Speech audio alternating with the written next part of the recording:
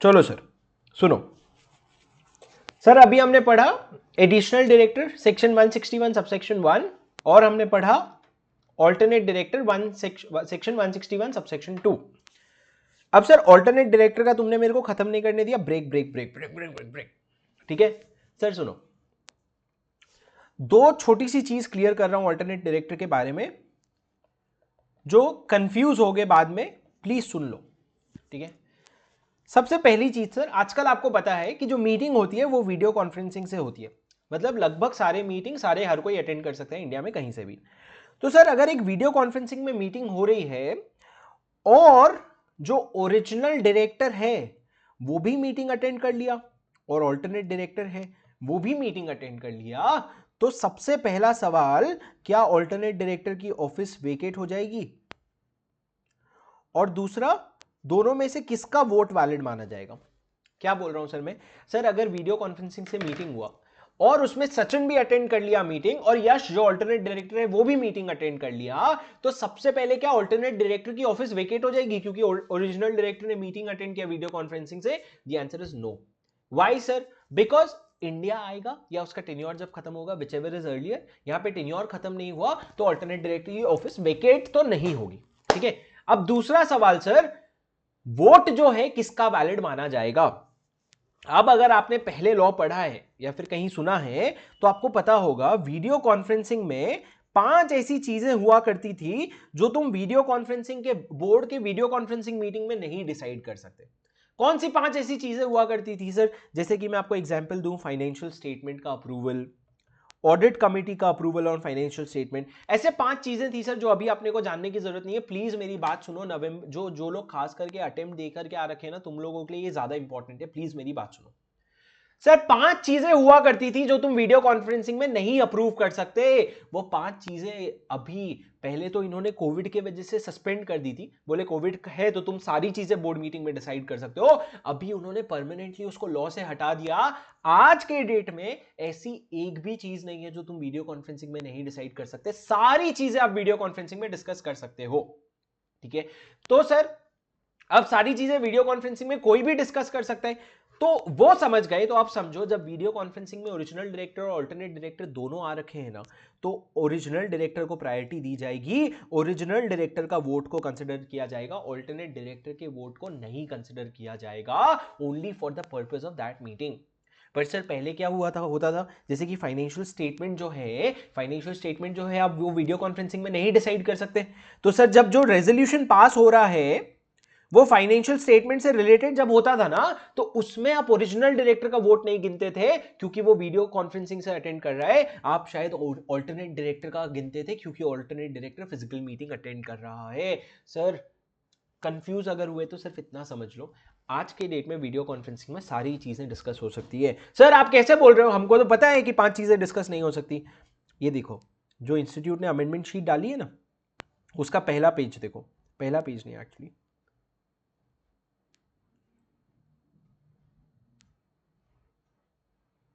कहाँ गया यार, है सर, है, मेरे पे भरोसा रखो, समय का बचत करते हैं। सुनो, 5 चीजें जो है ना, वो मेरे समरी नोट्स में भी देखोगे आपने, मैंने काट दिया है। वो 5 चीजें आप डिस्कस नहीं कर सकते थे पहले, अभी आप सब कुछ फाइनेंशियल मीटिंग में वो वीडियो कॉन्फ्रेंसिंग से डिस्कस कर सकते हो, तो ओरिजिनल डायरेक्टर को प्रेफरेंस दिया जाएगा। सर एक क्वेश्चन बैंक में एक क्वेश्चन है जिसका आंसर अपडेटेड नहीं है, पुराने कॉन्सेप्ट के हिसाब से आंसर है कि भैया अगर वो 5 चीजें आप डिस्कस कर रहे हो तो ओरिजिनल डायरेक्टर का वोट काउंट नहीं होगा क्योंकि वो चीजें आप वीडियो कॉन्फ्रेंसिंग से डिस्कस नहीं कर सकते। लेकिन उसके अलावा अगर कुछ और डिस्कस कर रहे हो तो उसके लिए ओरिजिनल डायरेक्टर को काउंट करोगे। बट वो आंसर अभी करेक्ट नहीं बचा, क्यों? क्योंकि आप वो 5 चीजें भी अभी वीडियो कॉन्फ्रेंसिंग से डिस्कस करते हो, तो उसके आंसर को अपन रीड करके अकॉर्डिंगली अंडरस्टैंड करेंगे, टेंशन मत लो।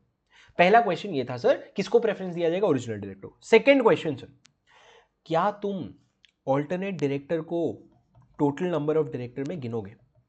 Will the alternate director be counted in the total number of directors? Sir although I told you that, एक सेकेंड, तुमको मेरी स्क्रीन नहीं दिख रही है क्या? तुमको मेरी स्क्रीन नहीं दिख रही है क्या?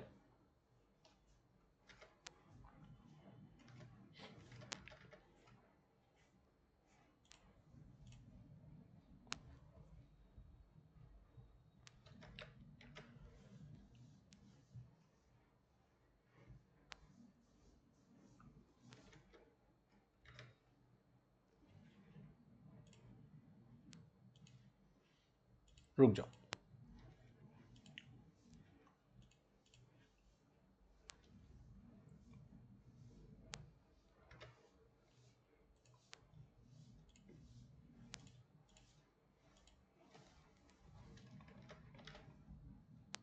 सुनो ना, रुक जाओ ना। What is the question? Will the alternate director be included in the total number of director? Sir अभी तक की जो हमारी अंडरस्टैंडिंग है ना, उस हिसाब से हमको लगता है कि नहीं भाई, कि हाँ भाई। क्यों? क्योंकि ओरिजिनल ऑल्टरनेट डायरेक्टर प्रॉक्सी थोड़ी है, वो तो अपने आप में एक ओरिजिनल डायरेक्टर है। सर आपने तो उनकी एक अलग केबिन भी खोली थी, तो कैसे नहीं गिनोगे ऑल्टरनेट डायरेक्टर को टोटल नंबर ऑफ डायरेक्टर में?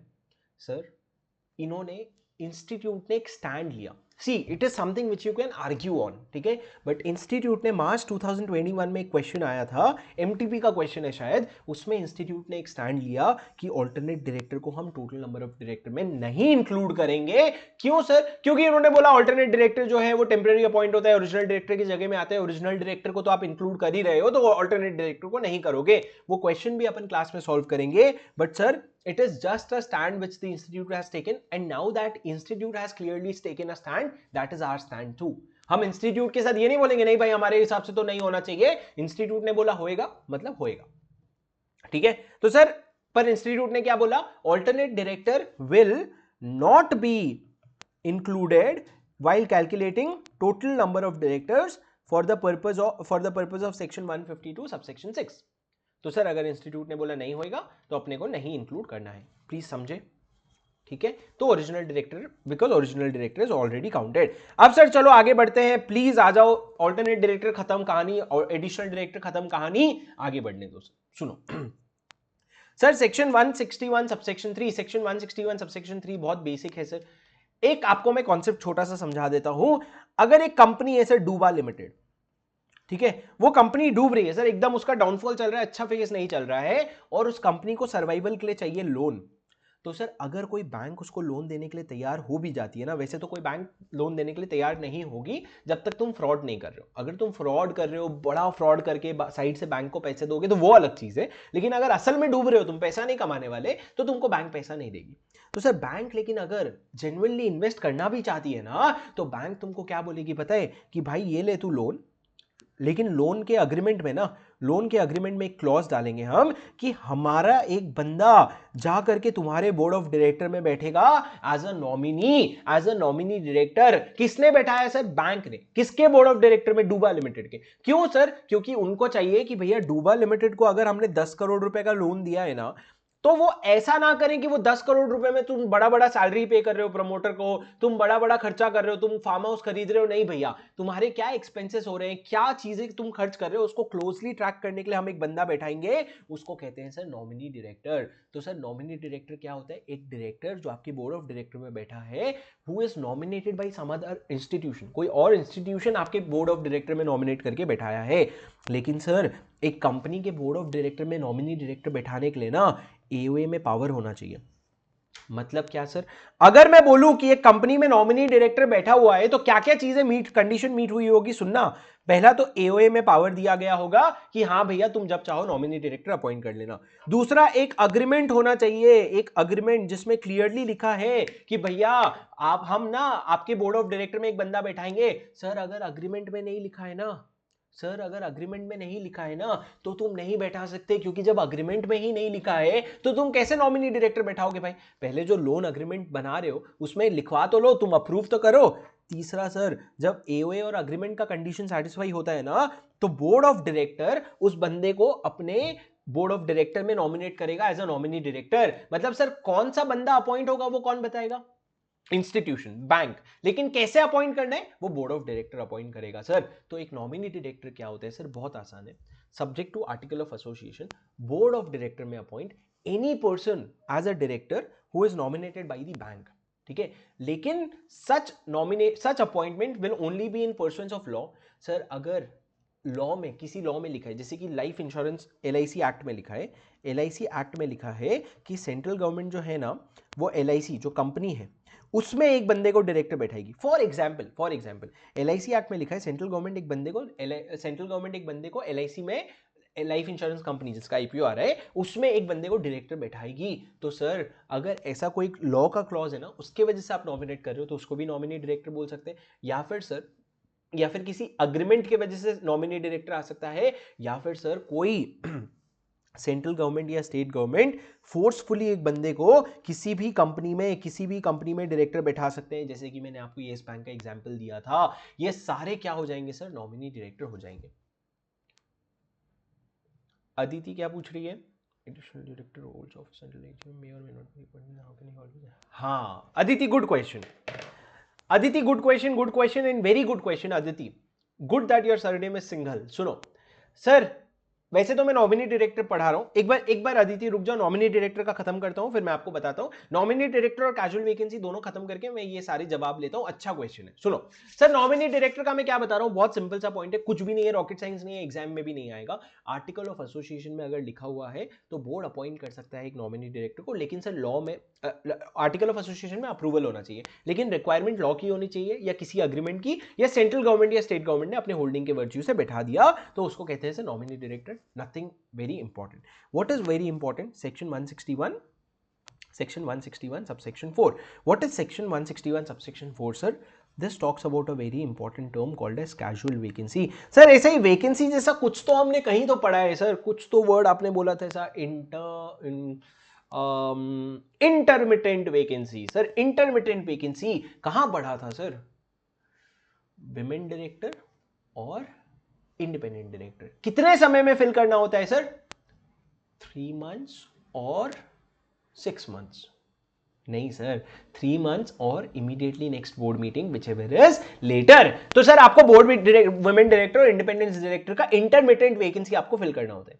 सर जैसे विमेन डायरेक्टर और इंडिपेंडेंट डायरेक्टर के लिए इन्होंने वर्ड इंटरमिटेंट वैकेंसी यूज किया था ना, फॉर अदर डायरेक्टर्स और for any director they have used a word called as casual vacancy. What is casual vacancy sir? अगर आप एक डायरेक्टर अपॉइंट करते हो और उसका टेन्योर है इतना, अभी इसके टेन्योर के खत्म होने के पहले कभी भी अगर उसका ऑफिस खाली हो जाता है, क्यों खाली हो सकता है सर? मान लो उसने रेजिग्नेशन दे दिया, मान लो उसकी डेथ हो गई, मान लो वो अनसाउंड माइंड का हो गया, उसका दिमाग खराब हो गया, तो वो डिस्क्वालीफाई हो गया, तो उसकी ऑफिस वेकेट हो गई। अगर किसी भी कारण से before the end of his tenure if the office of a director is vacated, it is called as casual vacancy. Sir अगर and just one more interesting ये on casual vacancy is something which is not expected। मतलब तुमको पता नहीं था यार ये हो जाएगा। मतलब क्या सर, अगर एक डायरेक्टर था, उसको आपने अपॉइंट किया था 5 साल के लिए, ठीक है, लेकिन he got retired here after 4 years he was retired। तो सर आपको जब बंदा रिटायर होता है ना, तो आपको पहले से पता होता है, तो वो कैजुअल वैकेंसी नहीं होती है। आपको टेक्निकली उसको अपॉइंट ही 4 साल के लिए करना चाहिए था, 5 साल के लिए नहीं। पर सर रिटायर हो गया तो it is not casual vacancy. Casual vacancy is something which is not a foreseen event. आपको पता नहीं था कि ये होगा, जैसे कि डेथ हो गई, रेजिग्नेशन हो गया, ये सारी चीजें। तो सर अगर एक डायरेक्टर के ऑफिस में कैजुअल वैकेंसी होती है ना, तो सर लॉ ने पावर दिया कि बोर्ड तुम वो कैजुअल वैकेंसी भर सकते हो। मतलब क्या सर? सुनो, अगर जियो में हमने सेक्शन 160 का कंप्लायंस करके सचिन को अपॉइंट किया था, करेक्ट? 160 क्या था सर? जो नोटिस भेजना, फलाना ढिमकाना, सारी चीजें करना, डिपॉजिट देना, हमने एक नॉर्मल प्रोसेस से सचिन को अपॉइंट किया था। अब सर सचिन की ऑफिस वेकेट हो गई क्योंकि भाई ने रिजाइन कर दिया। सचिन को कितने समय के लिए अपॉइंट किया था सर? इतने समय के लिए। सर प्लीज इस बार ना चार्ट्स बहुत इंपॉर्टेंट है, प्लीज सुनना। सचिन को हमने कितने समय के लिए अपॉइंट किया था सर? इतने समय के लिए। अब सर सचिन ने यहां पे कर दिया रिजाइन, तो सर यहां क्या हो गई? Casual vacancy. जो कैजुअल वैकेंसी हो गई ना, उसको कौन भरेगा? Board of director. कैसे भरेगा sir? Board of director meeting बुलाएगा, रेजोल्यूशन पास करेगा और अपॉइंट कर देगा। अब सर सोचो, बोर्ड ऑफ डायरेक्टर ने किसको अपॉइंट किया होगा सचिन की जगह? सचिन रिजाइन कर दिया, तो बोर्ड ऑफ डायरेक्टर ने बोला कि चलो भाई अपन ना यश को अपॉइंट कर देते हैं in place of Sachin. Sir अब जब यश अपॉइंट हो गया, my question is how long will Yash continue to be the director in that company? Next annual general meeting की नेक्स्ट जनरल मीटिंग की कब? तो सर लॉ ने बोला यश विल कंटिन्यू जो डायरेक्टर कैजुअल वैकेंसी फिल होने पे आता है ना, वो कब तक कंटिन्यू करेगा? जब तक जो डायरेक्टर जिसकी ऑफिस में कैजुअल वैकेंसी हुई है, अगर वो रिजाइन नहीं करता या कैजुअल वैकेंसी नहीं होती, तो जितने समय तक वो कंटिन्यू करता उतने समय तक यश कंटिन्यू करेगा। मतलब सर मेरे एग्जाम्पल में सचिन कब तक कंटिन्यू करता? सचिन इस दिन तक कंटिन्यू करता, तो यश जो यहां पे अपॉइंट हुआ है ना, वो भी इस दिन तक कंटिन्यू करेगा।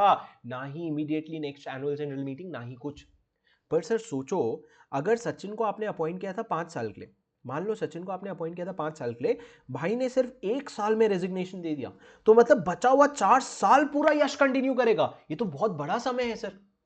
तो लॉ ने बोला इसीलिए तुमको क्या करना पड़ेगा बोर्ड ऑफ डायरेक्टर पता है, तुम होशियारी में अपॉइंट तो कर लो, लेकिन तुमको सब्सिक्वेंटली तुमको जनरल मीटिंग में रैटिफाई करवाना पड़ेगा शेयर होल्डर से कि शेयर होल्डर सुनो, जब तुम पिछले बार आए थे ना, उसके बाद क्या हुआ पता है, उसके बाद सचिन ने रिजाइन कर दिया और हमारी ऑफिस में वैकेंसी हो गई, तो हमने क्या किया, यश को एक बार अपॉइंट कर दिया है, तुम रैटिफाई कर दो कि तुमको यश चलता है क्या। अगर यश तुमको नहीं चलता है ना, तो हम यश को अभी के अभी हटा देंगे, लेकिन अगर तुमको चलता है तो यश कंटिन्यू करेगा जब तक सचिन कंटिन्यू करता, अगर सचिन रिजाइन नहीं किया होता। Sir this is a very important clause and this is the only section of section 161, only subsection of section 161 wherein ratification of shareholders required। ना आपको एडिशनल डायरेक्टर में रैटिफिकेशन लगता है, ना आपको अल्टरनेट डायरेक्टर में रैटिफिकेशन लगता है, ना नॉमिनी डायरेक्टर में, यहां पे सिर्फ आपको रैटिफिकेशन लगता है, ठीक है। पर सर एक बात बताऊं क्या, ये जो कैजुअल वैकेंसी का प्रोविजन है ना, ये सिर्फ तभी एप्लीकेबल है अगर सचिन जो है ना वो जनरल मीटिंग में अपॉइंट हुआ था। मतलब sir if a vacancy, please suno, if a vacancy arises in the office of a director appointed in the general meeting, if the vacancy arises in the office of a director appointed in the general meeting, then such vacancy can be filled by the board of director and it shall be subsequently ratified by the shareholders in the immediately next general meeting, not annual general meeting. मतलब sir जिस दिन इसने resign किया ना, उसके बाद जो भी जनरल मीटिंग है, सर जनरल मीटिंग एजीएम क्या होता है और नॉर्मल जनरल मीटिंग क्या होता है सर, एक होता है एनुअल जनरल मीटिंग जो साल में एक बार होता है, उसका नाम होता है एनुअल जनरल मीटिंग। उसके अलावा सर ऐसे बहुत सारे छोटे छोटे जनरल मीटिंग भी हो सकते हैं जिसको हम कहते हैं एक्स्ट्रा ऑर्डिनरी जनरल मीटिंग। तो ये जो इमीडिएटली नेक्स्ट जनरल मीटिंग होगा ना सर, उसमें आपको रैटिफाई करवाना पड़ेगा, ठीक है। हाँ सर सुनो, अब मेरे को एक बात बताओ सर, ये जो पावर है ना कैजुअल वैकेंसी भरने की, क्या ये पावर एओए में दिया होना जरूरी है? Is it necessary that the power to appoint a director in place of the vacancy should be given by AOA? Sir very important answer is no. This is the only provision for which AOA में power नहीं चाहिए। क्यों sir? Casual vacancy भरने का power सीधा आपको law दे रहा है। लॉ बोले मेरे को कोई एओए वेओए पढ़ने की जरूरत नहीं है, मैं तेरे को बोल रहा हूं कि तू कर, तेरे शेयर होल्डर मना कर रहे हैं ना, मैं तेरे को बोल रहा हूं तू कर। You don't need to have power from AOA, you can directly go and appoint and if the shareholders do not ratify, ठीक है खाली हो गया। अब सर कुछ चीजें जो मेरे को पूछनी है आपसे, बहुत इंपॉर्टेंट। सर हमने सचिन को अपॉइंट किया था, सचिन का ऑफिस वेकेट हो गया क्योंकि सचिन ने रिजाइन कर दिया, उसके बदले में अपन यश को ले आए। पर महाशय देखो यश, ऐसा मत किया कर यश, तू सुनना, क्यों अपॉइंट हुआ जब तक को नहीं होना था? यश ने क्या किया पता है, 1 साल बाद उसने क्या किया, खुद भी रिजाइन कर दिया। 1 साल बाद खुद रिजाइन कर दिया, अब 3 साल बचे हैं। Sir my question to you, जब ये रिजाइन किया ना यश, तो उसके बदले में शेयर होल्डर ने, उसके बदले में बोर्ड ऑफ डायरेक्टर ने एक और बंदा लाया जिसका नाम, एक और बंदी लाई इस बार जिसका नाम है गरिमा, और गरिमा को लाया और गरिमा को अपॉइंट कर दिया as a director. Can Garima, for how long will Garima continue? Is it 3 years और is there some provision? Is it 3 years और is there some provision? Sir पहले सचिन था, सचिन रिटायर हो गया, मतलब सचिन रिजाइन कर गया, तो उसके बदले में यश को लाए, यश भी रिजाइन कर गया, तो सर क्या गरिमा को अपॉइंट कर सकते हो? और अगर कर सकते हो तो कितने समय के लिए कंटिन्यू करेगी गरिमा? सर कितने समय के लिए कंटिन्यू करेगी छोड़ दो, आप गरिमा को अपॉइंट ही नहीं कर सकते। क्यों नहीं कर सकते सर?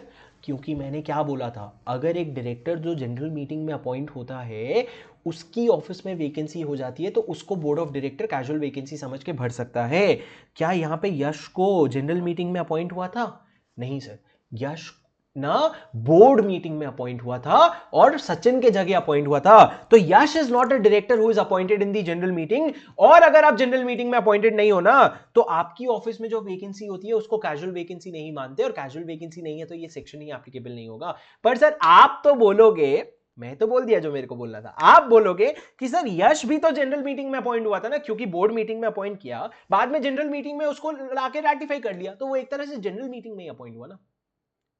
सर एक बात बताओ, हमारे घर में ना एक हफ्ते 2 हफ्ते पहले ऐसा डिस्कशन चल रहा था, टीवी लाना है, टीवी लाना है। तो घर में पापा टीवी लेके आ गए, ठीक है, तो पापा टीवी लेके आए, ठीक है। पर सर मान लो अगर पापा टीवी नहीं लाते और मैं जाकर के टीवी ले आता और मैं पापा को हाथ जोड़ के बोलता प्लीज पापा चाहिए, रखने दो, तो पापा ने बोला चल ठीक है रख ले टीवी। इसका मतलब टीवी किसने लाया, मैंने लाया कि पापा ने लाया? टीवी तो मैंने ही लाया ना, पापा ने तो सिर्फ रैटिफाई किया ना। सिमिलरली सर बोर्ड मीटिंग ने डायरेक्टर को बोर्ड ने लाया, सिर्फ शेयर होल्डर ने रैटिफाई किया। शेयर होल्डर ने लाया कब बोलेंगे सर? अगर शेयर होल्डर 160 के हिसाब से लेके आते, यहां पे 160 के हिसाब से नहीं लाया है सर, यहां सिर्फ रैटिफाई किया है, तो sir it is not considered कि वो शेयर होल्डर जो है वो जनरल मीटिंग, वो डायरेक्टर जो है जनरल मीटिंग में अपॉइंट हुआ है। Hence the vacancy in his office will not be filled by board of director, it will, the discussion will end there. Sir क्या आपको कैजुअल वैकेंसी का प्रोविजन समझा? प्लीज बोलो हाँ, प्लीज बोलो सर हाँ। अब सर आपका सबसे favourite question, sir casual vacancy में जो यश अपॉइंट हुआ है, ये चलो करीमा वाला पॉइंट तो खत्म हो गया, जो यश को आपने अपॉइंट किया है, क्या वो रोटेशनल डायरेक्टर होगा कि नॉन रोटेशनल डायरेक्टर होगा? यश रोटेशनल होगा कि नॉन रोटेशनल होगा? आप बोलोगे सर नॉन रोटेशनल होगा, हमको पता है क्योंकि बोर्ड ऑफ डायरेक्टर ने अपॉइंट किया है। तो आप सही हो सर, कभी कभी आपको सही भी तो होना पड़ेगा ना। आप एकदम सही हो, नॉन रोटेशनल डायरेक्टर भी होगा, टोटल नंबर ऑफ डायरेक्टर में भी इंक्लूड होगा, and that ends the discussion of casual vacancy. अब सर आपके पास जो समरी नोट्स है उसमें एक मस्त टेबल बना हुआ है, समरी ऑफ सेक्शन 161, पूरा समरी दिया हुआ है सर इसमें, इसको पढ़ लेना। इसमें ना जो जो जो जो डिफरेंसेस है उसको हाईलाइट कर लेना। डिफरेंसेस मतलब क्या होता है सर, समझना। जैसे पावर कन्फर्ड बाई, मतलब अगर आपको एडिशनल ऑल्टरनेट नॉमिनी और कैजुअल वैकेंसी अपॉइंट करना है तो पावर कहाँ से आता है? तो सर देखो पहला वाला तो एओए, ठीक है, नॉर्मल है। दूसरे वाले में ऑर्डिनरी रेजोल्यूशन भी अलाउड है, तो वो एक एक्सेप्शन है। तीसरे वाले में भी एओए नॉर्मल है, फोर्थ वाले में लॉ पावर दे रहा है। तो ये दो चीज हाईलाइट करने लायक है कि भैया ऑर्डिनरी रेजोल्यूशन और लॉ का पावर है। सिमिलरली सर आप नीचे अगर देखोगे रेजोल्यूशन बाय सर्कुलेशन, ये पॉइंट मैंने आपको नहीं बताया, अभी बता देता हूं। जो मैं आपको शुरू से बोल रहा था ना, रेजोल्यूशन बाय सर्कुलेशन करके एक चीज होती है, तो सर रेजोल्यूशन बाय सर्कुलेशन से आप एडिशनल डायरेक्टर भी अपॉइंट कर सकते हो, ऑल्टरनेट डायरेक्टर भी अपॉइंट कर सकते हो, नॉमिनी डायरेक्टर भी अपॉइंट कर सकते हो। लेकिन सर बोर्ड, अगर आप कैजुअल वैकेंसी फिल कर रहे हो ना, तो कैजुअल वैकेंसी आप सिर्फ और सिर्फ बोर्ड मीटिंग में कर सकते हो, आप उसको रेजोल्यूशन बाय सर्कुलेशन नहीं कर सकते। क्यों सर, क्यों नहीं कर सकते? क्योंकि सर समझना क्या बदला, कैजुअल वैकेंसी में सिर्फ एक ही चीज बदला सर, वो है टेन्योर ऑफ डायरेक्टर। टेन्योर बहुत लंबा हो जाता है, तो प्लीज मिलके एक बार बैठ के डिस्कस करके डिसाइड कर लो, सिर्फ पेपर में अप्रूव करके मत करो। तो सर कैजुअल वैकेंसी जो है ना, वो रेजोल्यूशन बाय सर्कुलेशन से अप्रूव नहीं हो सकता, सिर्फ बोर्ड मीटिंग में अप्रूव होगा। उसके अलावा सर सारी बेसिक चीजें वो आप पढ़ सकते हो, nothing significant. But I hope you understood section 161। अभी एक बार 2 मिनट मेरे को अपने डाउट्स पूछो, फिर मैं आगे बढ़ूंगा।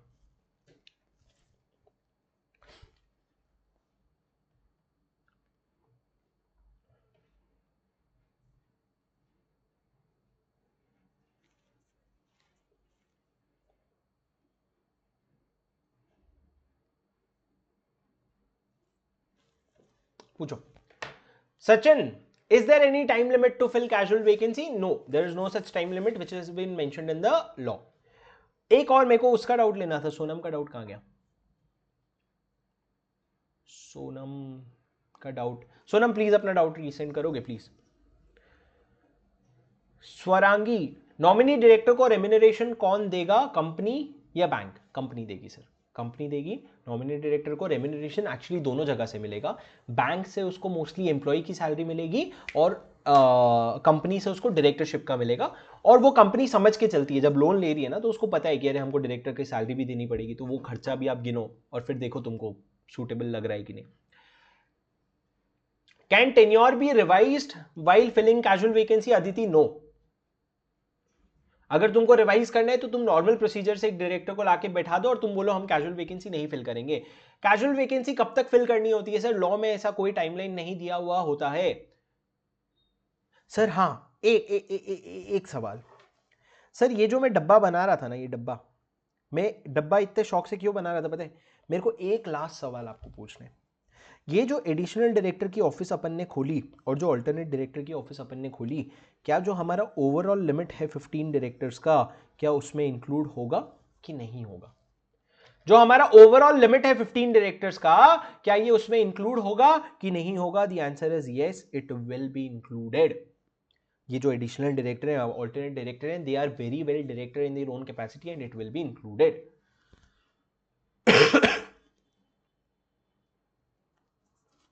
अब सर एक लास्ट सवाल, पक्का लास्ट सवाल, और मैं कुछ सवाल नहीं बताऊंगा ना लूंगा।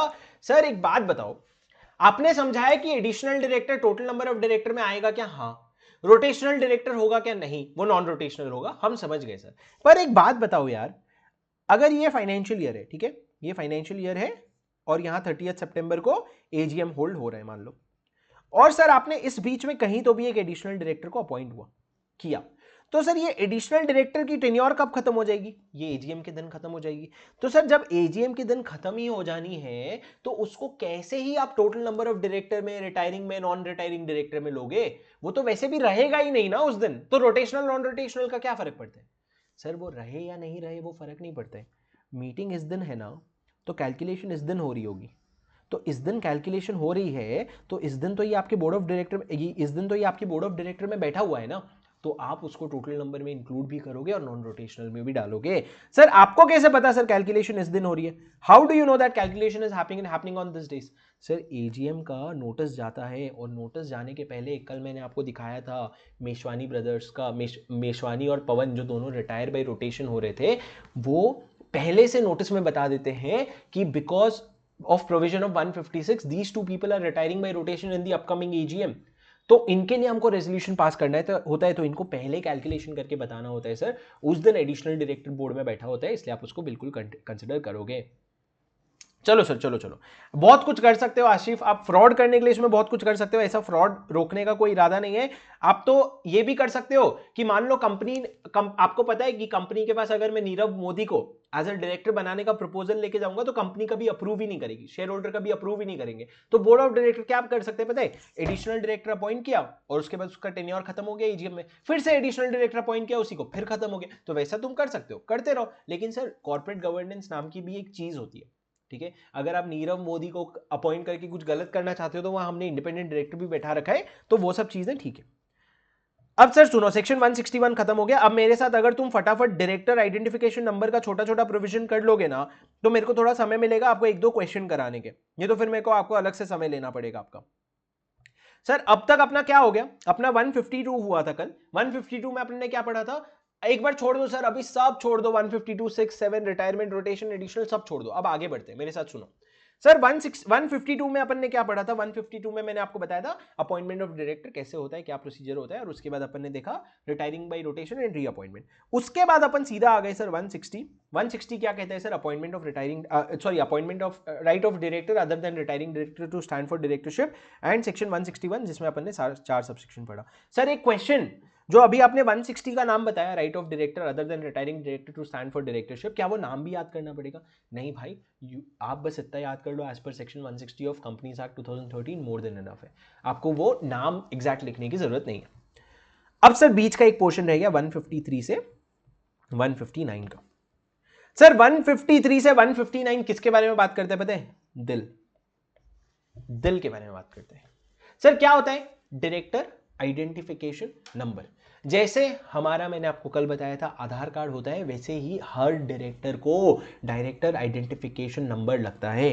सर अब एक बात समझ रहा हूं, कंपनीज एक्ट कब से चली आ रही है? 1956 से। तो इसके बाद कंपनीज बनी, इसमें कुछ डायरेक्टर्स भी अपॉइंट हुए, और आज वो डायरेक्टरशिप कंटिन्यू कर रहे हैं, मतलब आज वो डायरेक्टर है। अब सर ये जो डिन का प्रोविजन आया ना, ये मान लो आया 2007 में, 2007 में। तो 2007 में इन्होंने क्या बोला कि भैया आज के डेट में जितने भी लोग डायरेक्टर हो ना, तुम लोग जो एग्जिस्टिंग डायरेक्टर जिसको हम बोलते हैं, एक तो तुम लोग सबसे पहले डिन नंबर ले लो। डिन नंबर ले लो मतलब क्या क्या प्रोसेस है, कैसे मिलेगा, वो सब मैं बताऊंगा। उन्होंने बोला एक तो तुम सबसे पहले डिन नंबर ले लो, और जब तुमको तुम्हारा डिन नंबर मिल जाएगा ना, तो तुम डिन नंबर किसको बता देना? तुम डिन नंबर बता देना हर वो कंपनी में जहां पे तुम डायरेक्टर हो। मतलब सर मुकेश अंबानी रिलायंस का डायरेक्टर था तब, अब मुकेश अंबानी क्या करेंगे, वो डिन का एप्लीकेशन देंगे, उनका डिन आ जाएगा, तो वो रिलायंस को, रिलायंस जियो को, जितनी भी कंपनी में वो डायरेक्टर है वो जाके बता देंगे डिन आ गया, डिन आ गया, डिन आ गया। अब सर उसके अलावा इन्होंने बोला कि आज तक तो तुमने बिना डिन के काम कर लिया, ठीक है, अब आने वाले समय में खबरदार जो तुमने बिना डिन के कहीं भी डायरेक्टर बनने की बात की, डिन होना चाहिए तुमको डायरेक्टर बनने के लिए। सर ऐसा कहीं तो लिखा भी था, कुछ क्या था सर, सेक्शन 149 सबसेक्शन 6, ऐसा एक बार देख लेते। 149 1 ये था, 2 था, 3 था, 150 150 152 में लिखा था सर, हाँ 152 सबसेक्शन 3 में लिखा था कि भाई डिन नहीं होगा ना डायरेक्टर मत बनना। पहले हमने नहीं बोला था तू बिना डिन के डायरेक्टर था, कोई बात नहीं डिन अप्लाई कर ले, लेकिन अब तू डिन के लिए बिना डिन के डायरेक्टर मत बनना। सर आपको मैंने पूछा था सबसे पहला डिन किसको मिला था, रतन टाटा जी को सबसे पहला डिन एलोकेट हुआ था, and it was a honorary allocation. ऐसा नहीं कि उन्होंने अप्लाई किया था उनको मिल गया, सबसे पहले अप्लाई किया तो मिल गया। सबसे पहले जब डिन का प्रोविजन आया ना, तो सामने से गवर्नमेंट ने रतन टाटा जी को डिन का नंबर दे दिया, बोले ये लो आपका, शुरुआत करते हैं, बोनी करते हैं, ठीक है। अब सर सुनो, डिन के कुछ प्रोविजंस हैं। डिन के प्रोविजंस पूरे सेक्शन 153 से शुरू होते हैं, 159 तक जाते हैं। आराम से पढ़ पढ़ के समझेंगे सर, सुनते जाओ, सारी चीजें याद हो जाएगी, बहुत बेसिक चीजें। एक्चुअली ये ना मैं आपको समरी नोट से ही पढ़ाता हूं ताकि राइटिंग का डुप्लीकेशन ना हो। सुनो सर, सर सुनो ना, सुनो ना, आपको मैं बेसिक चीजें थोड़ी बताता हूं। अगर आप आपको डिन चाहिए, आज के डेट में अपन एक एग्जांपल ले लेते हैं, श्वेता को ना एक कंपनी में डायरेक्टर बनने का है। कौन सी कंपनी में सर, जियो में डायरेक्टर बनने का है। कैसे पता सर श्वेता को जियो में डायरेक्टर बनना है, श्वेता ने डिस्कशन वगैरह किया होगा, इंटरव्यू दिया होगा जियो में, और जियो ने बोला ठीक है हम तुमको डायरेक्टर बना लेंगे। पर जियो ने पूछा प्लीज भाई मेरी कहानी सुन लेना, पूरा लॉ बताऊंगा, लॉ के अलावा कुछ नहीं कहूंगा, हर एक शब्द आपको प्रोविजन के नाम पे दिखेगा, तो प्लीज मेरी बात सुन लो। सो रहे हो, नींद आ रही है, तो ऐसे ये हाथ लो और यहां पे रखो और ठाड़ करके लगा दो, एक हट मिस नहीं होना चाहिए, ठीक है, लगना चाहिए पूरा। सुनो, एक थाड़ करके जोर से लगाओगे तो नींद भी खुल जाएगी पक्का, हल्के से मारोगे तो नींद नहीं खुलेगी। सुनो सुनो सुनो सर, श्वेता को जियो में डायरेक्टर बनना है, कैसे पता सर, श्वेता ने अपॉइंटमेंट इंटरव्यू वगैरह दिया होगा। डिन इज जस्ट अ प्रोसीजर। अगर आप जियो के पास इंटरव्यू देने जाओगे कि मेरे को डायरेक्टर बनना है, तो पूछेगा डिन है, नहीं तो बोले नहीं बनाएंगे, ऐसा नहीं होगा। वो आपका इंटरव्यू लेगा और वो आपको पूरा चेक, आपका पूरा टेस्ट लेगा और फिर बोलेगा हाँ चलो हम आपको डायरेक्टर बनाने के लिए तैयार है। फिर श्वेता बोलेगी अरे जियो पर मेरे पास तो डिन नहीं है, बोले कोई बात नहीं तुम अप्लाई कर दो। तो श्वेता जाएगी सर एक एप्लीकेशन लेकर के in the form DIR3। Sir क्या फॉर्म है DIR3? DIR3 एक फॉर्म है जिसमें आप डिन नंबर के लिए अप्लाई करते हो। किसको एप्लीकेशन दोगे सर? सेंट्रल गवर्नमेंट को, ठीक है। अब सर सेंट्रल गवर्नमेंट मतलब कौन? मोदी जी। तो आपके मोदी जी को एप्लीकेशन दोगे क्या? मोदी जी तुम ना देख लो। तो सर मोदी जी को खुद को नहीं दोगे, सेंट्रल गवर्नमेंट ने नॉमिनेट किया है रीजनल डायरेक्टर नोएडा को कि भैया रीजनल डायरेक्टर जो नोएडा का जो रीजनल डायरेक्टर है, हर एप्लीकेशन उस रीजनल डायरेक्टर के पास जाएगा कि भैया हमको ना डिन चाहिए। सर एमसीए को नहीं किया, मिनिस्ट्री ऑफ कॉर्पोरेट अफेयर्स को नहीं किया। अब सुनना, सीजी ने मिनिस्ट्री ऑफ कॉर्पोरेट अफेयर्स बनाए। अब मिनिस्ट्री ऑफ कॉर्पोरेट अफेयर्स को भी पूरा इंडिया देखना है ना, तो मिनिस्ट्री ऑफ कॉर्पोरेट अफेयर्स ने क्या किया, 7 या 8 रीजनल डायरेक्टर्स बनाए उन्होंने, 7 या 8 रीजनल डायरेक्टर बनाए, और रीजनल डायरेक्टर के नीचे फिर बहुत सारे आरओसीज होते हैं। सर ये स्ट्रक्चर समझ लो, जिंदगी में बहुत तरक्की करोगे। जिंदगी का पता नहीं, लेकिन लॉ में जो वो तुमको एक वो गैप दिखता है ना बिटवीन 40 एंड एग्जेम्पशन या 40 and good marks, the gap is this gap. Ratte में ये सब नहीं समझ आता है अपने को। सेंट्रल गवर्नमेंट के नीचे मिनिस्ट्री ऑफ कॉर्पोरेट अफेयर है, लेकिन मिनिस्ट्री ऑफ कॉर्पोरेट अफेयर पूरा इंडिया कैसे मैनेज करेगा सर? उन्होंने 7 रीजनल हेड्स बनाए, 7 रीजनल डायरेक्टर बनाए, और उस रीजनल डायरेक्टर के नीचे बहुत सारे रजिस्ट्रार ऑफ कंपनीज दे दिए। तो सर रजिस्ट्रार ऑफ कंपनीज उस रीजन के उस रीजनल डायरेक्टर को रिपोर्ट करते, और वो रीजनल डायरेक्टर निर्मला सीतारमन जी के सेक्रेटरी को रिपोर्ट करते, और वो सेक्रेटरी निर्मला सीतारमन जी को रिपोर्ट करते हैं। तो ये सर स्ट्रक्चर है आपका, ठीक है। तो सेंट्रल गवर्नमेंट ने क्या किया, सीधा जो नोएडा का रीजनल डायरेक्टर है उसको बोला भाई देख, जो भी डिन का एप्लीकेशन आएगा ना वो तू देख ले, ना मैं आरओसी के पास जाना चाहता हूं ना मैं एमसीए के पास जाना चाहता हूं। अब सर सुनो, आपने किस फॉर्म में एप्लीकेशन दिया? आपने DIR3 में एप्लीकेशन दिया।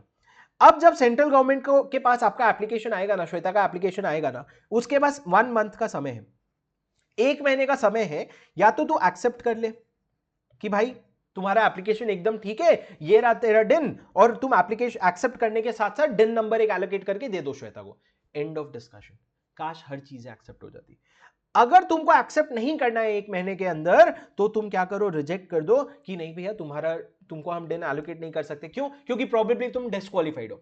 सर डिन अप्लाई करने के लिए अगर आप 18 साल से कम हो ना तो आप डिन अप्लाई नहीं कर सकते। If you are a minor you can not make an application for DIN. तो अगर आप माइनर हो और आपने एप्लीकेशन दे दिया, आपका डिन रिजेक्ट हो जाएगा। लेकिन जो भी करना है, एक्सेप्ट करना है या रिजेक्ट करना है, 1 महीने के अंदर कर देना। लेकिन सर सुनो, अब एक और तीसरा केस होता है कि श्वेता ने एप्लीकेशन तो दिया, लेकिन जो एप्लीकेशन श्वेता ने दिया था ना वो इनकम्प्लीट था। मतलब सर जब आप डिन के लिए अप्लाई करते हो, जब DIR-3 फॉर्म भरते हो, तो उसमें बहुत सारी चीज़ें होती है। आपको अपना रेसिडेंस प्रूफ देना होता है, अपनी आइडेंटिटी प्रूफ देनी होती है, बहुत सारी चीज़ें और होती है। तो अगर वो चीज़ें आपने नहीं दी है तो आपका एप्लीकेशन इनकम्प्लीट होता है। अगर आपका एप्लीकेशन इनकम्प्लीट है ना, तो उसी 1 महीने के अंदर सेंट्रल गवर्नमेंट या जो भी जिसको उसने ऑथराइज किया है वो क्या करेगा, वो आपको इंटीमेट करेगा कि श्वेता तुम्हारा एप्लीकेशन इनकम्प्लीट है, क्या तुम उसको कंप्लीट करके दोगे। और श्वेता को वो टाइम देगा 15 डेज का। कितना समय देगा सर? 15 दिन का समय है तुम्हारे पास। 15 दिन के अंदर जो तुम्हारा इनकम्प्लीट है, सर मान लो तुमने एड्रेस का प्रूफ नहीं दिया था, तो तुम एड्रेस का प्रूफ दे दो 15 दिन के अंदर। और सर जब ये 15 दिन के अंदर अगर श्वेता करेक्ट कर देती है, मतलब वो इनकम्प्लीटनेस को कंप्लीट कर देती है, तो आप अप्रूव कर दो एप्लीकेशन, अगर आपको ठीक लगता है तो। पर सर अगर श्वेता नो रिस्पॉन्स, रिप्लाई ही नहीं करती है, बोले सर मेल पे आया था मैंने मेल नहीं देखा, तो sir if there is no response ना, in that case the central government will treat this application invalid. मतलब बोलेगी पता नहीं यार कहां है, रिप्लाई नहीं आ रहा है हमको, ना हम एक्सेप्ट कर पा रहे हैं ना रिजेक्ट कर पा रहे हैं, हम इनवैलिड करार कर रहे हैं, बाद में जब रिप्लाई आएगा तब अपन देखेंगे। तीसरा, अगर आप रिस्पॉन्ड तो करते हो लेकिन आप फिर भी डिफेक्टिव छोड़ देते हो एप्लीकेशन को, मतलब सर आपसे एड्रेस प्रूफ मांगा था, आपका एड्रेस प्रूफ, और आपने अपने घर में किसी और का एड्रेस प्रूफ दे दिया, तो भैया आपने रेक्टिफाई तो किया लेकिन आपने इनकम्प्लीट रेक्टिफिकेशन किया। In that case your application will be rejected and you will be asked to fill new application. आपको नया एप्लीकेशन भरना पड़ेगा सर। मतलब जो भी फीस आपने पहले दी थी आपको वापस से फीस भरनी पड़ेगी सर। ये ब्रॉडली एक छोटा सा प्रोसीजर है डिन का। क्या होता है सर, सबसे पहले सेंट्रल गवर्नमेंट को एप्लीकेशन दोगे, सेंट्रल गवर्नमेंट को एप्लीकेशन दोगे तो उसके पास 1 महीने का समय, 1 मंथ का टाइम है। 1 मंथ के अंदर सेंट्रल गवर्नमेंट को क्या करना पड़ेगा, एक्सेप्ट या रिजेक्ट। अगर कोई इनकम्प्लीटनेस है तो वो इंटीमेट करेगा श्वेता को। कैसे इंटीमेट करेगा सर? 2 तरीके होते हैं, एक तो मेल भेजेगा, दूसरा अपने वेबसाइट पे भी डालेगा, श्वेता प्लीज अपना फॉर्म भरो, और श्वेता के पास 15 दिन होंगे उसको फॉर्म भरना पड़ेगा। 15 दिन के अंदर अगर आपने फॉर्म करेक्ट कर दिया, इनकम्प्लीटनेस ठीक कर दिया, सब कुछ ठीक है तो एक्सेप्ट हो जाएगा। अगर आपने रिप्लाई ही नहीं किया तो आपकी एप्लीकेशन को इनवैलिड करार कर दिया जाएगा, और अगर आपने रिप्लाई किया लेकिन आधा काम किया तो आपका एप्लीकेशन रिजेक्ट हो जाएगा। That is what the director application is. पर सर सुनो, ये तो था निटिग्रिटीज, ये तो वो हो गया श्वेता जो एग्जिस्टिंग कंपनी में, जो जिसको एक कंपनी में डायरेक्टर बनना है, तो उसने, श्वेता ने एप्लीकेशन दे दिया। अब सर आपको एक बात बताऊं, प्लीज सुनोगे, बहुत क्रिटिकल है। जब आप DIR-3 के लिए एप्लीकेशन देना चाहते हो, मान लो मेरे पास जियो से कोई जॉब ऑफर नहीं है, जैसे इस केस में तो श्वेता के पास जियो से ऑफर था, मेरे पास मान लो शुभम, मैं पढ़ाता हूं और मैं काम करता हूं, मेरे को डायरेक्टर से कोई लेना देना है नहीं, पर मैंने सोचा यार देखो स्टूडेंट्स को पढ़ाना है ना, तो एक बार डिन का एप्लीकेशन करके देखते हैं, चलो मैं अप्लाई करता हूं। तो क्या मैं डिन का एप्लीकेशन कर सकता हूं? लॉ ने बोला नहीं भाई, तू डिन का एप्लीकेशन तभी करना अगर तेरा डायरेक्टर बनने का कोई स्कोप दिख रहा है। और स्कोप मतलब क्या होता है पता है? एक कंपनी जो है वो तेरे को ऑलरेडी डायरेक्टर लेना चाहती है, तब डिन अप्लाई करना। ऐसा नहीं कि बस डिन लेके बैठा हूं, कुछ नहीं, अरे मजा आ रहा है, रखा हुआ हूं, डिन है सर। अगर श्वेता के पास तो क्या सर, जियो का ऑफर लेटर था, उसको पता था जियो उसको लेने वाला है, तो आप एप्लीकेशन कर सकते हो। लेकिन मेरे केस में ऐसा नहीं है, तो मैं एप्लीकेशन नहीं कर सकता। तो सर ये सेंट्रल गवर्नमेंट को कैसे पता चलेगा मेरे पास ऑफर लेटर है कि नहीं है? पागल नहीं है सेंट्रल गवर्नमेंट। ये जो फॉर्म DIR-3 में आप एप्लीकेशन दे रहे हो ना, ये जो फॉर्म DIR-3, ये जो फॉर्म, अरे हाईलाइट हो जा मेरे भाई, फॉर्म DIR-3 में आप एप्लीकेशन दे रहे हो ना, उसमें ना सर आप अगर फॉर्म DIR-3 देखोगे तो लास्ट में ये लोग क्या पूछते हैं, एक सेक्शन पूछते हैं सर्टिफिकेशन, और कहते हैं कि भैया तुमको जो कंपनी अपॉइंट करना चाहता है ना, उस कंपनी के CS का, या उस कंपनी के CEO का, या उस कंपनी के CFO का, या उस कंपनी के मैनेजिंग डायरेक्टर का, या उस कंपनी के किसी भी डायरेक्टर का हमको डिजिटल सिग्नेचर यहां पे अटैच करके दो। मतलब क्या सर, आप श्वेता अपना DIR-3 पूरा भरेगी, जो भी बेसिक डिटेल मांगा है यहां पे अपना डिजिटल सिग्नेचर अटैच करेगी श्वेता, और उसके बाद, सर मैं ना आपको एक्स्ट्रा ज्ञान नहीं दे रहा हूं, मैं आपको हर वो चीज़ बता रहा हूँ जो आपके मॉड्यूल में लिखा है, मैं आपको हर वो चीज़ बता रहा हूँ जो एग्जाम में आने की संभावना है। ये प्रेजेंटेशन सिर्फ इसीलिए है ताकि आपको ये रटना ना पड़े कि अरे डिजिटल सिग्नेचर लगना पड़ता है। श्वेता, याद कर लो, श्वेता ने, एक कहानी तो है सर, श्वेता ने जब एप्लीकेशन दिया था तो उसने डिजिटल सिग्नेचर अटैच किया था और नीचे एक सर्टिफिकेट वाला सेक्शन होता है जहां पे उसको जो कंपनी उसको अपॉइंट करना चाहती है ना, उस कंपनी का CA, CEO, CFO, MD, director, किसी का भी सिग्नेचर है। पर सर मान लो जियो के साथ साथ ऐसे 4-5 और कंपनी थे जो श्वेता को अपॉइंट करना चाहते थे, तुम किसी भी एक कंपनी का हेल्प ले लो, एक कंपनी तुमको हेल्प कर देगी, यहां पे तुम्हारा उनका डिजिटल सिग्नेचर आ जाएगा तो हम तुम्हारा एप्लीकेशन प्रोसेस कर देंगे, वरना तुम्हारा एप्लीकेशन प्रोसेस नहीं होगा। और जब वही फॉर्म मैं भरने जाऊंगा शुभम, मैं बोलूंगा चल यार ऊपर का तो मैंने सब भर दिया, नीचे का सर्टिफिकेशन कहां से लाऊं, तो मैं एप्लीकेशन नहीं दे पाऊंगा, it will not be a valid application. Did you understand my friend? ठीक है, ये हो गया सर। अब सर एक चीज बताओ, ठीक है, ये तो हो गया श्वेता को किसी और कंपनी में डायरेक्टर बनना था। एक लास्ट सवाल, मैं ना किसी और की कंपनी में डायरेक्टर नहीं बनूंगा, मैंने बोला मैं शुभम हूं, मैं ना खुद की कंपनी खड़ी करूंगा, मैं एक प्राइवेट कंपनी बनाना चाहता हूं और उस प्राइवेट कंपनी में ना मैं खुद ही डायरेक्टर बनूंगा और मेरे को एप्लीकेशन करना है, तो मैं एक काम करता हूं, पहले प्राइवेट कंपनी बना लेता हूं और फिर इसी कंपनी के हेल्प से मैं अपने डायरेक्टर आइडेंटिफिकेशन नंबर के लिए भी अप्लाई कर लूंगा। लॉ ने बोला हाँ भाई, लूप होल तो तूने अच्छा निकाला, एक काम करते मैं तेरी हेल्प ही कर देता हूं। लॉ ने बोला आज के डेट में प्राइवेट कंपनी इनकॉर्पोरेट करना बहुत आसान हो गया। पहले प्राइवेट कंपनी इनकॉर्पोरेट करने के लिए आपको 10-12 फॉर्म भरने पड़ते थे, अब उन्होंने सर एक फॉर्म कर दिया, उसको इन्होंने कहा INC spice form. Spice form कहते हैं सर इसको, आईएनसी छोड़ दो, इनकॉर्पोरेशन होता है, इसको इन्होंने बोला स्पाइस फॉर्म। स्पाइस फॉर्म क्या होता है sir? Simplified proforma for incorporation of a company electronically. आजकल सर सिस्टम पे जाओगे, सारा पूरा स्पाइस फॉर्म भरोगे और वो आपको कंपनी खड़ी करके दे देंगे। तो उन्होंने बोला देख भाई, एक स्पाइस फॉर्म होती है जिसमें तुम एक प्राइवेट कंपनी इनकॉर्पोरेट कर सकते हो, तो तुम एक काम करो, तुम कंपनी इनकॉर्पोरेट करना ही चाहते हो ना, प्राइवेट कंपनी इनकॉर्पोरेट करो, वहीं नीचे तुम 3 ऐसे डायरेक्टर का नाम लिख सकते हो जो तुम चाहते हो कि उस प्राइवेट कंपनी में डायरेक्टर बने और हम उनको डिन नंबर भी एलोकेट कर देंगे। मतलब सर मैं, पूजा और सचिन, मैं, पूजा और सचिन मिलकर के हमने डिसाइड किया कि भैया श्वेता को तो मिल गया, अपने को नहीं मिल रहा, अपन एक काम करते प्राइवेट कंपनी बनाते, अपन स्पाइस, अपने पास डिन नहीं है, ठीक है, अपन स्पाइस फॉर्म भरेंगे और उसमें बोलेंगे देखो 3 लोग डायरेक्टर बनेंगे, शुभम, पूजा और सचिन, इन तीनों को आप इसी फॉर्म के अंडर डिन भी दे दो, कोई लोड नहीं है। So sir DIR3 is for existing company, अगर आप एग्जिस्टिंग कंपनी में डायरेक्टर बनना चाहते हो, and form spice is for incorporation company, अगर आप कोई कंपनी इनकॉर्पोरेट करके उसमें डायरेक्टर बनना चाहते हो। सर हमने बोला 3 नहीं 5 लोग अप्लाई कर सकते हैं क्या डिन के लिए? लॉ ने बोला नहीं भाई, 3 is the maximum limit, only 3 directors can appoint by SPICe, maximum 3 directors, 3 से ज्यादा नहीं कर सकते। सर यहां तक समझा आप लोग हो? हाँ बोलो प्लीज, हाँ बोलो, बोलो हाँ, बोलो बोलो हाँ, बोलो हाँ।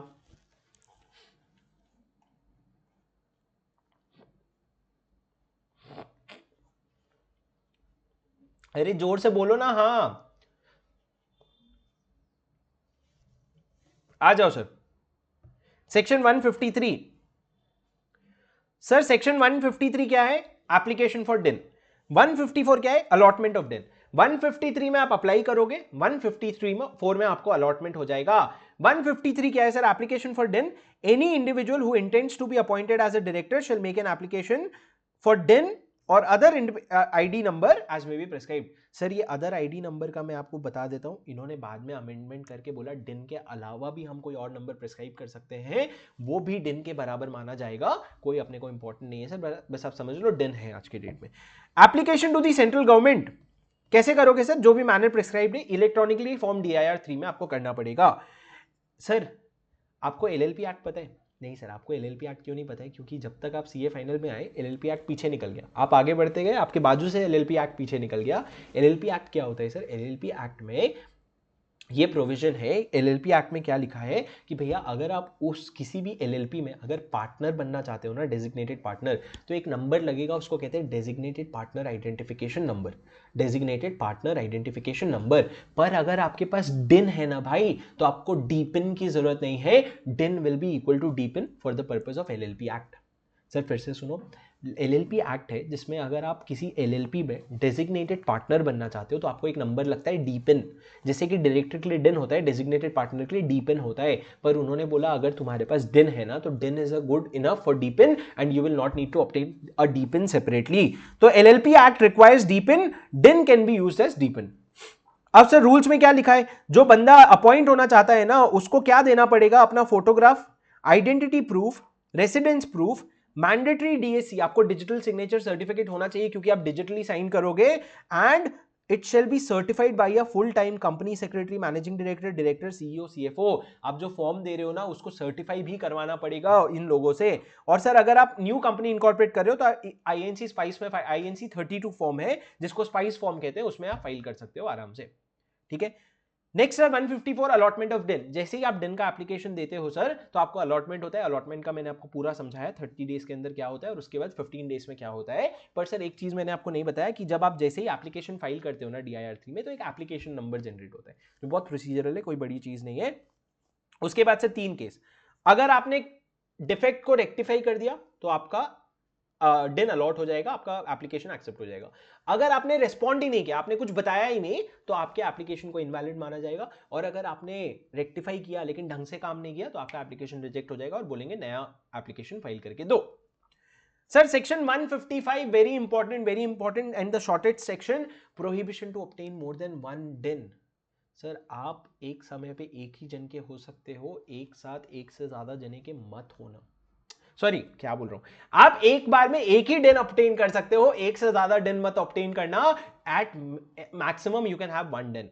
There is a prohibition to obtain more than 1 DIN. Sir एक छोटी सी चीज सुन लो, प्रोहिबिशन लिखा है। प्रोहिबिशन मतलब क्या होता है, प्रोहिबिशन मतलब you are absolutely prohibited. There is a difference between prohibition and restriction. Prohibition मतलब क्या होता है सर, फॉर एग्जाम्पल अगर मेरे घर वाले कहते हैं कि तू घर के बाहर ही मत जाना, ठीक है, तू घर में ही पड़ा रहे, घर के बाहर ही मत जाना, you are prohibited from going outside. But अगर मेरे घर वाले ये कहें कि तू घर के बाहर तो जा सकता है लेकिन चप्पल पहन के जाना, तो that is a restriction on going out, that I can go out but I am restricted, that I will have to wear chappal और else I can not go out. बकवास एग्जाम्पल्स है, लेकिन बेसिकली क्या समझे प्रोहिबिशन और restriction. मैं जब ऐसे एग्जाम्पल देता हूं ना तो मेरे अंदर वो बच्चा आ जाता है जो मेरी ही क्लास में लास्ट बेंच में बैठ के बोल रहे हैं हाँ हाँ सर समझ गए, रहने दो, ऐसा मत एग्जाम्पल दो। पर सुनो सुनो सुनो, सेक्शन 155 क्या है sir, prohibition to obtain more than 1 DIN. आप डिन एक से ज्यादा ऑब्टेन नहीं कर सकते। सेक्शन 156, सर सेक्शन 156 और 157 आज के डेट में रिडंडेंट है। ये तब एप्लीकेबल था जब जो 2007 में मैंने आपको बोला कि जो हर एग्जिस्टिंग डायरेक्टर है उसको डिन ऑब्टेन करके कंपनी को इंटीमेट करना पड़ेगा, ठीक है। तो क्या प्रोविजन था सर, फिर भी एक बार पढ़ लेते हैं। Every existing director to intimate DIR in form 3 DIR3B din to companies where he is a director within 1 month of receipt। आप एप्लीकेशन तब भी DIR3 में ही दोगे, लेकिन जैसे ही आपको दिन आ जाएगा ना आप कंपनी, जो भी कंपनी में आप डायरेक्टर हो उनको 1 महीने के अंदर फॉर्म DIR3B में इंटीमेट कर देना। और सर आपको मैंने एक चीज समझाया था, जब कंपनी के पास कोई भी इंटीमेशन जाता है तो कंपनी को ले जा करके उसको ROC के पास रख देना होता है। तो सर सिमिलरली जैसे ही आप फॉर्म DIR3B में कंपनी को इंटीमेट करोगे ना, कंपनी ले जा करके ROC को इंटीमेट कर देगी। कौन से फॉर्म में सर, इन फॉर्म DIR3C। लेकिन सर कितने दिन के अंदर, सर आपने बताया था 30 दिन के अंदर लगभग चले जाना, पर सर यहां इन्होंने 30 दिन की जगह लिखा 15 दिन। क्यों सर, MCQ कैसे बनेगा भाई, कैसे MCQ बनेगा। तो लॉ ने बोला सर कि 15 दिन के अंदर अंदर, क्योंकि भाई कम समय दिया है हमने, कंपनी को बोले जल्दी जल्दी चले जाओ। लेकिन सर आज के डेट में इंपॉर्टेंट नहीं है, उस समय जब ये प्रोविजन आया था डिन का तब इंपॉर्टेंट था। डिन जैसे ही आएगा 1 महीने के अंदर कंपनी को इंटीमेट कर देना इन्फॉर्म DIR3B।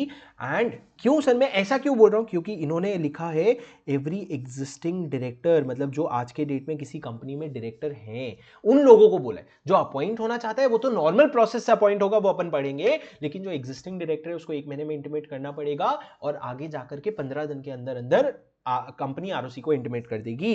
पर सर आपकी लाइफ की पहली पेनल्टी, आपकी लाइफ की पहली पेनल्टी, और पहला मूवमेंट कितना इंटरेस्टिंग होता है ना, देखो कितना इंटरेस्टिंग होता है सर। 157 में कंपनी को बोला गया है, कंपनी तेरे पास जैसे ही DIR3B आएगा ना तो फॉर्म DIR3C लेना और ROC को इंटीमेट कर देना with in 15 days.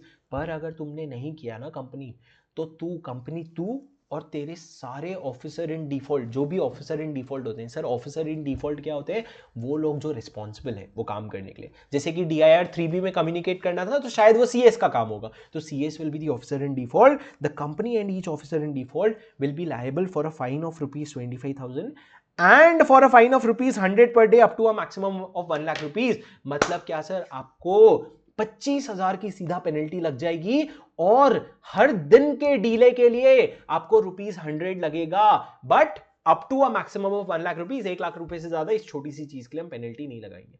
Sir penalty क्या है, 25,000 plus ₹100 per day for every day of default up to a maximum of 1 lakh rupees.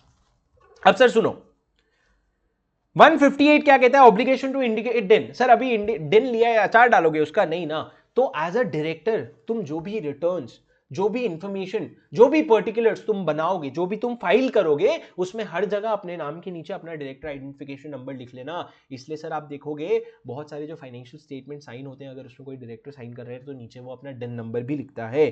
अब सर सुनो क्या लिखा है, in all returns information and particulars, इसको मैं प्यार से बुलाता हूं RIP, रेस्ट इन पीस नहीं है भाई, रिटर्न इन्फॉर्मेशन और पर्टिकुलर्स है any of any director of the company, आपको हर जगह you are bound, you are obligated to disclose your DIN number. Section 159 contravention of section 152, 155, 156। Sir रुक जाओ, मेरे को बताओ 152 क्या है, 155 क्या है, 156 क्या है। सर 152 तो मैं बता देता हूं, चलो, appointment of director, please, difficult था, मैं आपके लिए बता दिया। आप बताओ 155, 156 क्या है। सर 155 है कि अगर आप एक से ज्यादा डिन ऑब्टेन करते हो, 156 है अगर आप डिन का इंटीमेशन कंपनी को फॉर्म DIR 3B में नहीं देते हो समय पे 30 डेज के अंदर, तो सर ये तीनों में से किसी भी प्रोविजन का अगर आप ब्रीच करोगे ना तो आपको पेनल्टी लगेगी सेक्शन 159 के अंदर। और सर सेक्शन 159 में क्या पेनल्टी लगेगी, सेक्शन 159 कहता है आपको पेनल्टी लगेगी अप टू 50,000 रुपीज, 50,000 रुपीज तक की पेनल्टी लगेगी, और for every day of default, जहां पे कंटिन्यूइंग डिफॉल्ट है, आपको ₹500 पर डे की पेनल्टी लगेगी। सर जो हमने 157 में पेनल्टी पढ़ा अभी थोड़ी देर पहले, क्या था, 25,000 rupees plus ₹100 per day up to 1 lakh, और अभी हमने पढ़ा ये वाला, दोनों में क्या डिफरेंस है सर। सर ये वाली पेनल्टी में ना 25,000 फ्लैट है, मतलब आपको 25,000 ही लगेगा, लेकिन यहां पे सर 50,000 तक की पेनल्टी है, मतलब 500 रुपए की भी पेनल्टी लग सकती है। उसके बाद सर पर डे का कैलकुलेशन होगा, यहां पे पर डे 500 पर डे होगा, उसमें कोई मैक्सिमम लिमिट इन्होंने नहीं लगाया है, लेकिन सर यहां पे 100 पर डे होगा अप टू 1 लाख रुपीज, तो यहां पे मैक्सिमम लिमिट लगाया है। और सर सबसे बड़ा इंपॉर्टेंट डिफरेंस, 157 का पेनल्टी कंपनी को लग रहा है, और 159 का पेनल्टी जो है ना, इसमें 155 और 156 किसके रिलेटेड है, पर्सन के रिलेटेड है ना। अगर मैं एक से ज्यादा डिन ऑब्टेन कर लिया तो उसमें कंपनी की क्या गलती, तो ये जो पेनल्टी है ये पर्सन को लगेगा जो डायरेक्टर है, और 152 में डिपेंड करता है किसकी गलती है, उसको पेनल्टी लगेगा। ठीक है सर, आपसे एक रिक्वेस्ट है मेरी, प्लीज एक रिक्वेस्ट है मेरी, सेक्शन 157 और 159 का पेनल्टी का जो लैंग्वेज है उसको प्लीज या तो बेयर एक्ट से या इंस्टीट्यूट के मॉड्यूल से, जो आपको ठीक लगे, एक बारी बस रीड मारना। और सर एक बात सुन लो, प्लीज प्लीज प्लीज मेरी बात सुन लो, प्लीज प्लीज मेरी बात सुन लो, अगर आप क्वेश्चन बैंक सॉल्व कर रहे हो ना, तो क्वेश्चन बैंक को उड़ा उड़ा के मत सॉल्व करो कि भाई वुमेन डायरेक्टर हाँ इस दिन अपॉइंट किया, इतने दिन में इंटरमीडिएट वैकेंसी भरनी थी, आंसर क्या था, हाँ आंसर ये होना चाहिए, कंक्लूजन ये रहा आंसर। ऐसा मत करो सर, क्योंकि आप समरी नोट्स कर रहे हो, उसके साथ अगर आप ICI मॉड्यूल नहीं पढ़ रहे हो तो आपका लॉ का लैंग्वेज कैसे डेवलप होगा। कम से कम लॉ का लैंग्वेज समझने के लिए वो आंसर को प्रॉपर हाईलाइट कर करके रीड करो, ताकि वो लैंग्वेज बिल्ड हो। एक चीज होता है समझ जाना, एक चीज होता है लिखना।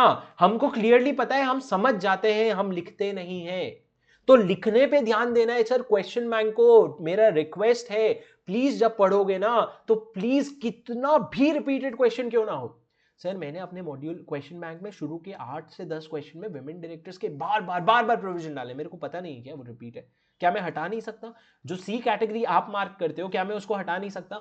पर वो हटाऊं क्यों? आप 3 बार 4 बार वो लैंग्वेज तो पढ़ो, तब जाके आप एग्जाम में उतना नीट प्रेजेंटेशन कर पाओगे ना। तो प्लीज लोकेश बताओ प्लीज, तो आप पढ़ो, और जहां पे भी आपको लैंग्वेज दिखे तो उसको अच्छे से रीड करो, और अगर आपको लैंग्वेज पढ़ के कॉन्फिडेंस आया ना कि अरे हाँ मस्त लिखा है यार आंसर, तो उसको क्वेश्चन को कैटेगरी ए मार्क करो। क्यों सर? कैटेगरी ए मतलब आप अपने अगले रिवीजन में भी वो लैंग्वेज पढ़ना चाहोगे ताकि आपको बाय हार्ट हो जाए। अदिति सिंगल एक बहुत इंपॉर्टेंट क्वेश्चन पूछती है, your questions are good Aditi. Total penalty under section 157 will be maximum 1.25 lakh या मैक्सिमम 1 लाख। मतलब क्या सर, ये 25,000 प्लस 100 पर डे का लिमिट इन्होंने 1 लाख दे रखा है कि लिमिट 100 पर डे की 1 लाख की लिमिट है? सर मत मत मत ये मत करो, तुक्का मत मारो, समझो। तुक्का मार के सर याद नहीं होता है, ठीक है। आ जाओ सेक्शन 157 में, तुम्हारे पेनल्टी का काम भी मैं यही करा दे रहा हूं। क्या हुआ भाई, चल जाओ। हाँ सर, सेकेंड क्लॉज पढ़ो प्लीज, मेरे साथ पढ़ लो, अभी होमवर्क का करवा दे रहा हूं, पढ़ लो। If any company fails to furnish the DIN under subsection 1, such company shall be liable to a penalty of 25,000 rupees, and in case of continuing failure with further penalty of 100 rupees for each day after the first during which such failure continues, subject to a maximum of 1 lakh rupees. Sir मेरे को बताओ, law में subject to a maximum of 1 lakh rupees कहां लिखा है sir?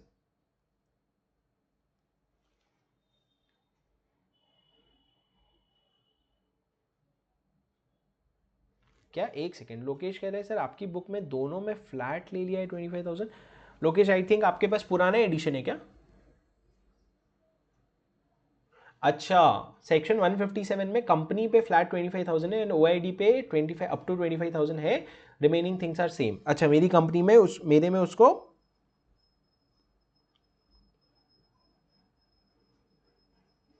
Oh, I get what you are saying, Lokesh. Very good observation. Lokesh कह रहे हैं कि यहां पे दो क्वेश्चन अभी बचा, एक अदिति का एक लोकेश का, वो आंसर करके मैं क्लास खत्म करता हूं। सुनो, अदिति कह रही है सर 1 लाख है कि 1.25 लाख है? The answer is 1.25 lakh. ठीक है, आपको प्रूव करने के लिए अदिति की जो मैं बोल रहा हूं वो करेक्ट है, वो प्रूव करने के लिए कल को नहीं, फ्यूचर में I will also make you read one more penalty, जहां पे लैंग्वेज ऐसा रहेगा कि भैया 25,000 की पेनल्टी लगेगी, up to 1 plus 100 rupees per day की पेनल्टी लगेगी, but in any case the penalty under this subsection shall not exceed 1 lakh rupees. मतलब क्या सर, वो बोल रहे हैं कि total 25,000 plus 100 rupees per day.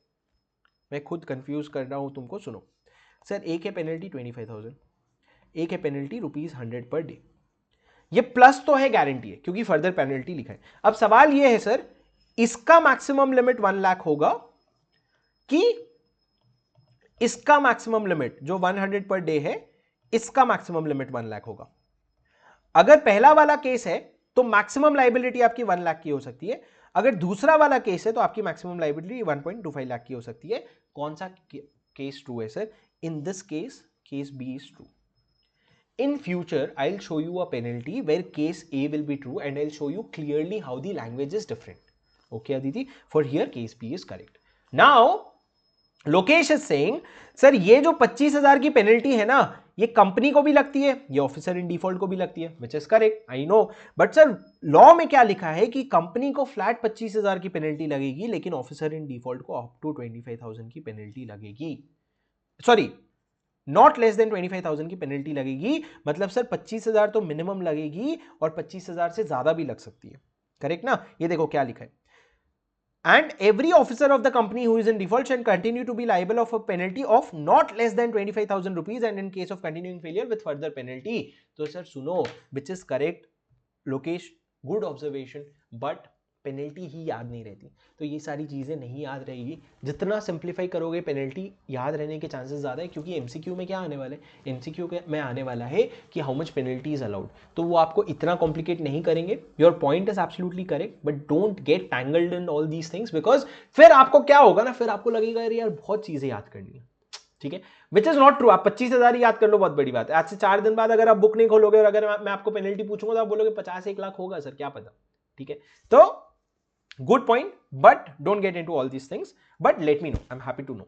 ठीक है, thanks a lot guys, I think that's it. मैं आपको होमवर्क दे रहा हूं और फिर उसके बाद मैं क्लास खत्म करूंगा। कल मैं चैप्टर खत्म करने के बाद 1 घंटा क्वेश्चन बैंक कंटिन्यू करूंगा सेकंड हाफ में। जो सेकंड हाफ होगा उसमें हम सिर्फ क्वेश्चन बैंक सॉल्व करेंगे। Nevertheless feel free to solve questions on your own, and if you don't have any doubt feel free to drop tomorrow when I'm doing question bank. And also for the recorded students, अगर आप question bank solve करो, अगर आपको कुछ doubt आता है, अगर आपका ग्रुप में पूछ के क्लियर हो जाते हैं, तो आपको क्वेश्चन बैंक वाला पूरा सेशन भी देखने की जरूरत नहीं है। बट हाँ, मैं आपको थोड़ा सा जरूर सिखाऊंगा कि प्रेजेंटेशन कहाँ पे कम होना चाहिए, कहाँ ज्यादा होना चाहिए, कहाँ क्या लिखना चाहिए, वो that will be the key learning of the tomorrow session of question bank. अब सर होमवर्क लिख लो प्लीज। कहाँ गया भाई? यस। अगर मैं कोई क्वेश्चन रिपीट दे दूं होमवर्क तो मेरे को प्लीज बता देना। 8 हो गया है, 9 होमवर्क था आपका। सर कैटेगरी एबीसी मार्किंग, अच्छा पहले सबसे पहले ये बताओ कौन कौन क्वेश्चन बैंक कर रहा है।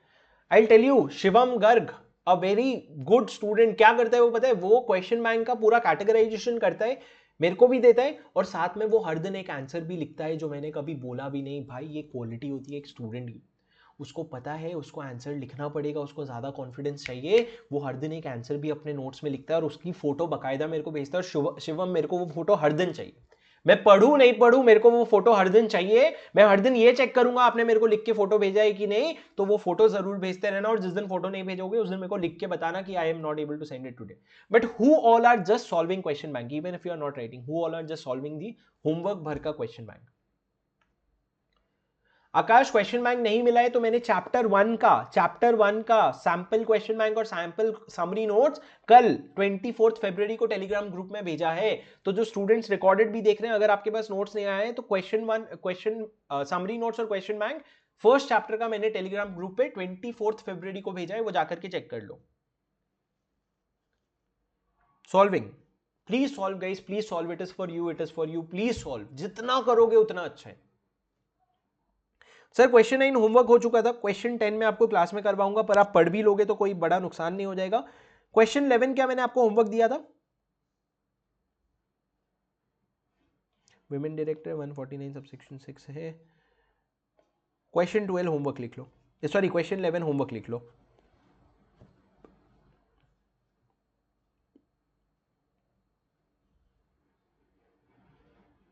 आज तो बहुत क्वेश्चंस दे सकता हूं सर मैं आपको। क्वेश्चन 13 आपका होमवर्क हो चुका, क्वेश्चन 14 आपका होमवर्क हो चुका है, 15 होमवर्क हो चुका है।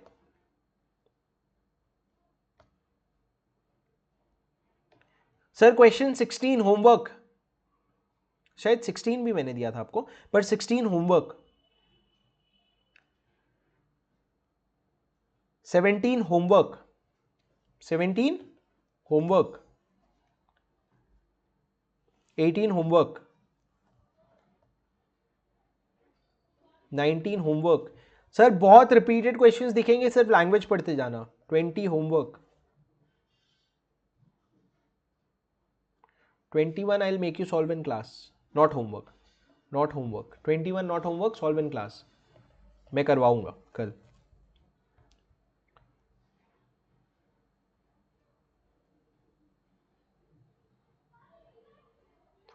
सबसेक्शन 22 होमवर्क, प्लीज करना, प्लीज करना, प्लीज करना, मत छोड़ना होमवर्क दोस्त। 23 में क्लास में करवाऊंगा, not homework.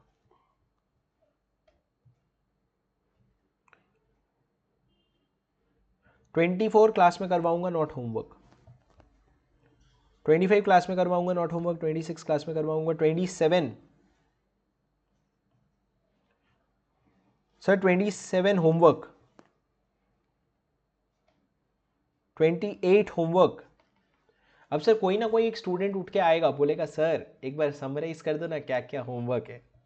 28 homework. 29 homework.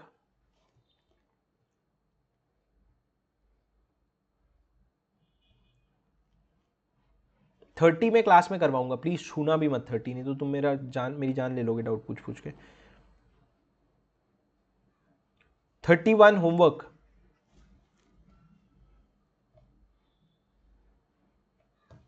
32 homework.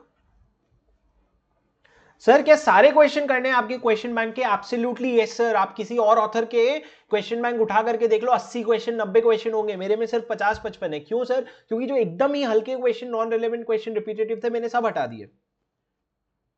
जो एकदम ही 20 साल पहले पुराने क्वेश्चन थे, जो आज के डेट में रेलेवेंट नहीं थे, कुछ टीचर्स उसको अमेंड कर करके कंटिन्यू कर रहे थे, वो सब हटा दिया मैंने। तो मेरे क्वेश्चन बैंक के तो सारे क्वेश्चन करने ही करने। 33 homework, 34 homework,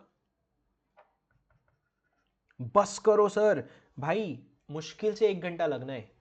35 solve in class, 35 homework नहीं है आपका। 36 होमवर्क,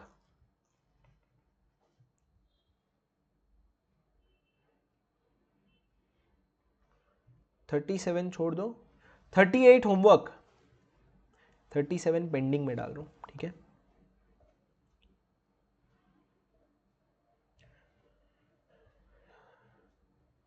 बस सर, आगे का नहीं कर पाओगे, इतना ही था। 38 तक मैंने होमवर्क दिया है। I would be very glad अगर सब कोई चैट में बता दे क्या क्या होमवर्क है, ताकि बाकी लोग नोट कर ले। फिर टेलीग्राम में सवाल आएंगे, वो तो अलग ही है, वो तो जो भी लिखे उसको कॉपी। जगदीश जाओ, हो गई क्लास खत्म, जा सकते हो आप।